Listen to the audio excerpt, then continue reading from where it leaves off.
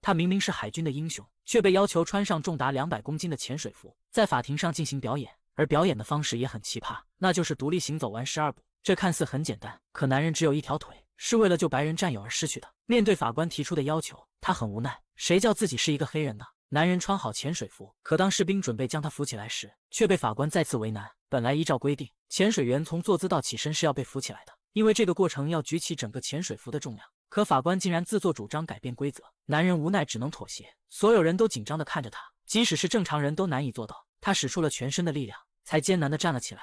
就是这样一个看似简单的动作，就几乎消耗了他近一半的体力。随后，男人要按照规定独自走完12步。他每迈出1步都能发出沉重的脚步声，仅仅是走了3步，男人就快喘不过气来了。5步之后，他的假肢已经发出了碎裂声，第8步假肢已经完全断裂了。法官嘲笑他已经不行了。此时的男人就连眼泪都不自主地流了出来。士官长不断地激励着他，在信念的支撑下，男人拖着残肢迈出了第9步，后面的每一步都像是扛着巨石一般。Now you report to this line, Cookie.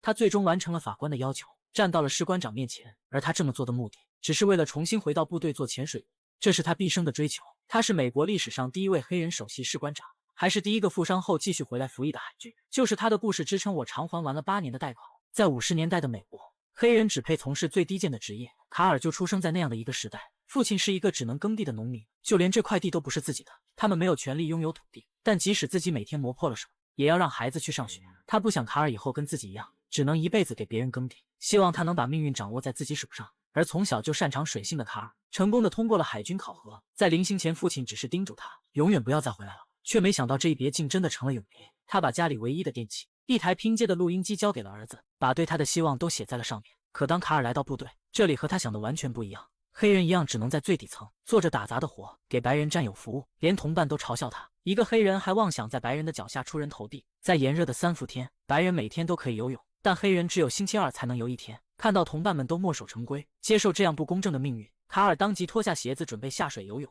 同伴见状连忙阻止他。Niggas, you crazy. Tuesday is colorsome call on Well, this boat. I'm hot on Friday.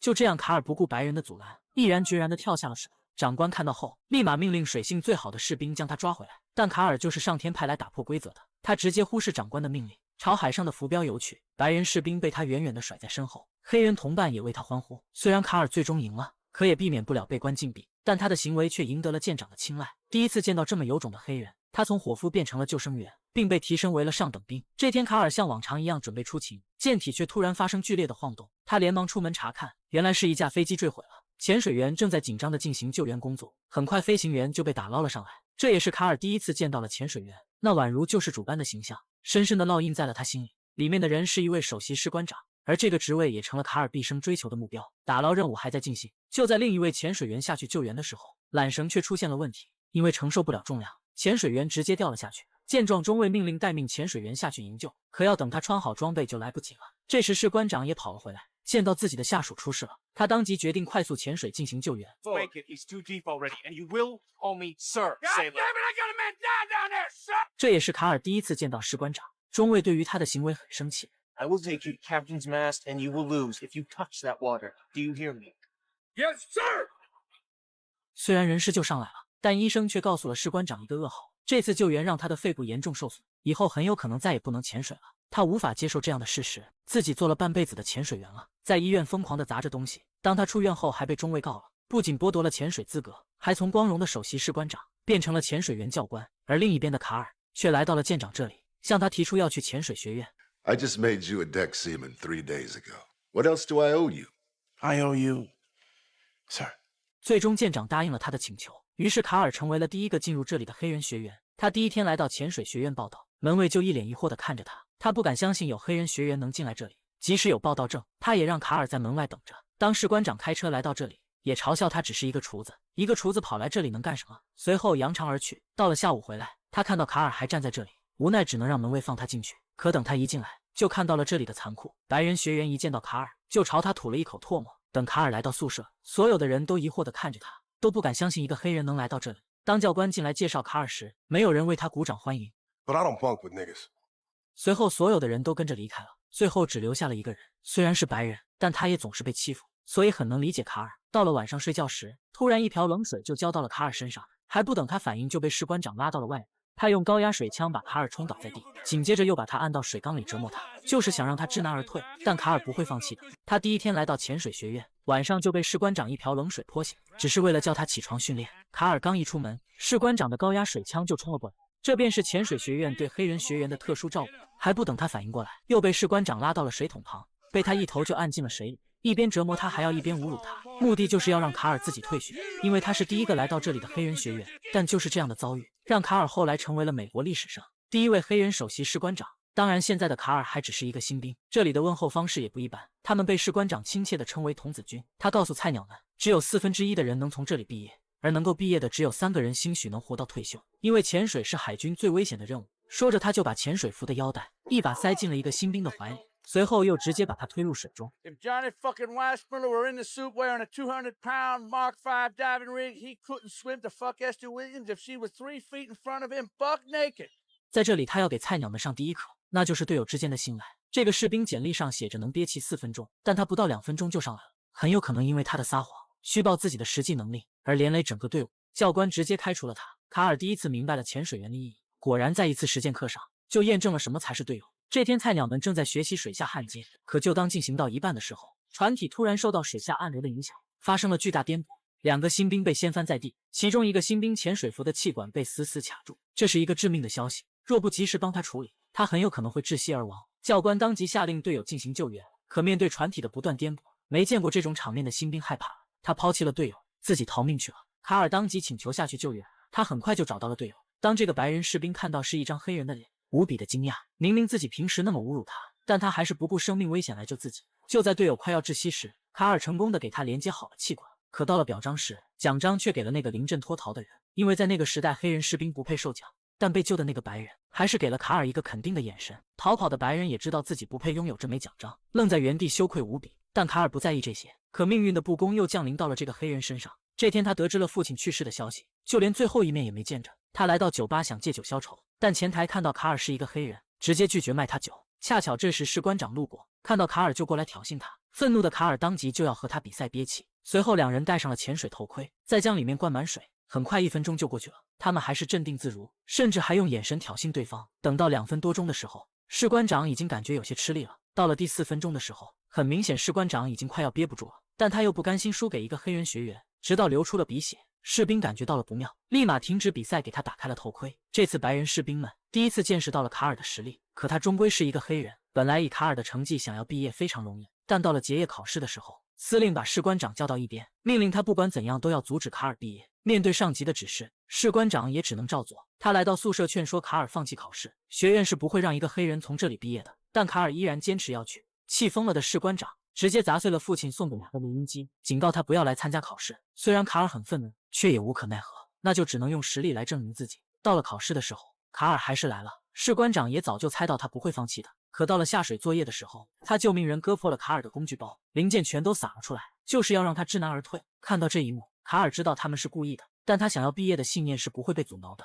2个小时之后，第一个完成组装的学员上来了，寒冷刺骨的海水冻得他直哆嗦，按他的说法就是比含着冰块都冷。而此时的卡尔还在不断的寻找着散落的零件，紧接着不断的有人上来，但迟迟都没有看见卡尔的身影。到了晚上，其他人都已经完成了考试，只有卡尔还在下面坚持着。冰冷的海水让他的手不自主的抖动，完全没有了知觉，只是在单纯的凭借意志去操作。此刻距卡尔下水已经过去了9个小时，而司令却突然打来电话，告诉士官长，在他冻死之前不要让他上来。士官长只好劝说卡尔放弃。 Give it up, Cookie. My name is Boatswain, second class. Call for ship. I am a Navy diver. 这一刻，他赢得了所有人的尊敬。士官长看了看水下，又看了看司令，决定不再听他的，立马命人把卡尔拉上来。曾经侮辱过他的白人士兵都跑了过去。司令看到后大声呵斥他们，并用士官长的前途威胁他。但这一次他不再妥协。当绳子被拉上来时，已经是一个组装好了的零件，所有人都震惊了。紧接着卡尔也被拉了上来。士官长打心底的认可了卡尔，这一刻不再有种族歧视，有的只是对这个黑人士兵的敬佩，没有什么能阻止卡尔毕业的决心。第2天，卡尔回来收拾东西时，看到那台被士官长摔碎的录音机已经修好了。另一边的士官长因为违抗命令，也被降级调差了。多年以后，卡尔已经是一个优秀的潜水员了。看到电视上的他，士官长很欣慰。You made it. 这次卡尔要执行一个打捞核弹的任务。这种级别的任务也只有他能胜任了。虽然被他成功找到，却没想老天再次给他开了一个玩笑。他突然意识到，一场灾难即将降临。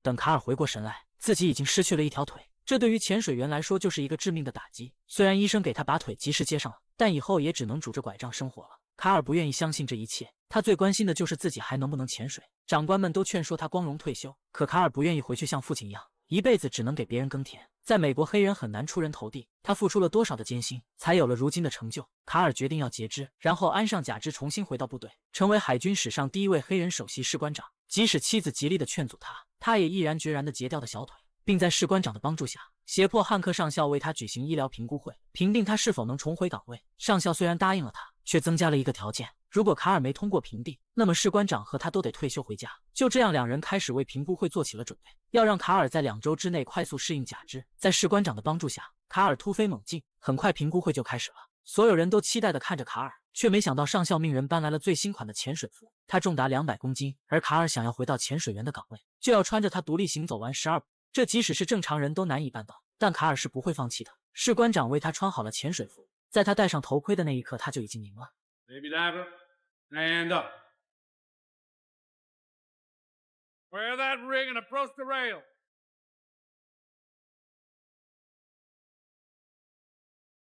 One, two, three, four, five, six, seven, eight. God damn it, Cookie. Move your ass. I want my 12.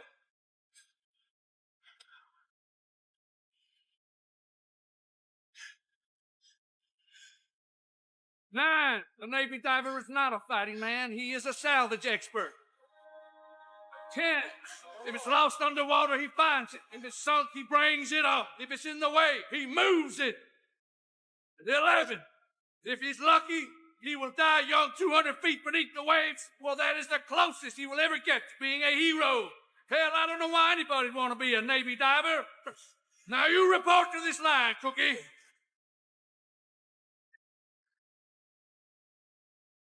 At ease.